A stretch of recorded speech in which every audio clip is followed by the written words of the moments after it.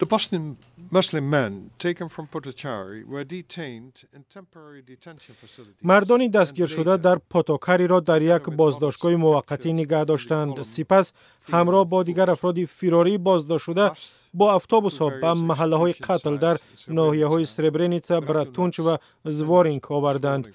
دادگاه معلوم کرد که اکثر این مردان و بچه ها را دشنام می‌دادند، نفرین می‌خواندند، تهدید می‌کردند، مجبور می‌کردند که شعرهای سربی بخوانند، پیش از قتل می‌زدند. سرب‌های بوسنی به خصوص اعضای ارتش آزادی‌خواه سربستان پی هم هزاران مردان و نورسان بوسنی‌های مسلمان را کشتند و اکثریت آنها را در چند روز از 12 تا 17 ایولی سال 1995 دادگاه معلوم کرد جنایتکاران قصد داشتند بوسنی‌های مسلمان را یک بخش بزرگی گروه زیر حمایت را در سربرنیتسا محو کنند.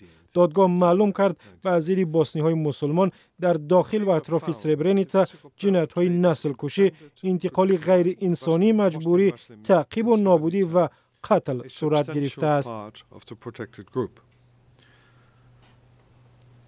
The chamber therefore found that the crimes of genocide, persecution, extermination, murder, and the inhumane act of forcible transfer were committed against Bosnian Muslims in and around Srebrenica.